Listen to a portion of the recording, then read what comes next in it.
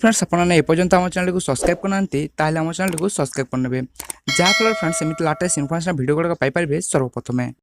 तो देखो फ्रेंड्स बहुत गुड़े पिलांकर डाउट थिला जे प्लस टू परीक्षा हेबो कि नहीं। तो देखो फ्रेंड्स ए परिस्थिति रे जहाँकि युक्त 2 परीक्षा निश्चय हेबो। तो देखु द्वादश श्रेणी परीक्षा पई ब्लूप्रिंट प्रस्तुत करा जाउची।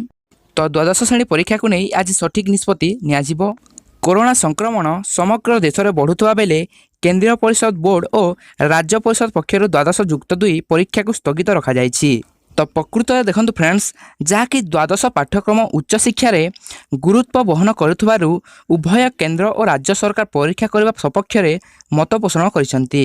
एभली सिचुएशन रे आज सबु राज्यर शिक्षा मंत्री सचिव और राज्य परिषद अध्यक्षों सह केंद्र शिक्षा मंत्रालय पक्षर एक गुरुत्वपूर्ण बैठक अनुष्ठित हेबो।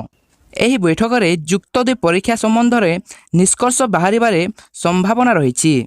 आज ऑनलाइन माध्यम रे हेबाकु थिबा उक्त बैठक रे केंद्र प्रतिरक्षा मंत्री राजनाथ सिंह अध्यक्षता करिवे।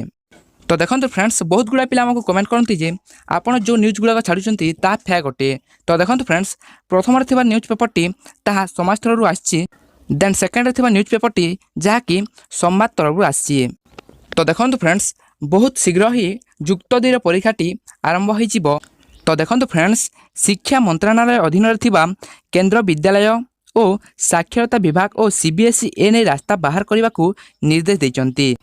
परीक्षा समय रे शिक्षक और परीक्षार्थी मानक सुरक्षा और निरापत्ता जेपरि सुनिश्चित कराजिबो सेथिप्रति सबु प्रकार दृष्टि दियाजिबो। कोविड महामारी संक्रमण को देखि सबु राज्यर शिक्षा परिषद सीबीएसई और आईसीएसई 2021 द्वादश श्रेणी परीक्षा को स्थगित रखिछंती। तो बहुत शीघ्र ही युक्त 2 परीक्षाटी हेबो। तो एइतला फ्रेंड्स आपनको पई गोटे छोटिया इन्फॉर्मेशन। तो वीडियो भल लागिले ताले लाइक कर देबे। धन्यवाद। से हिंद पुणी देखाबो आगामी वीडियो रे।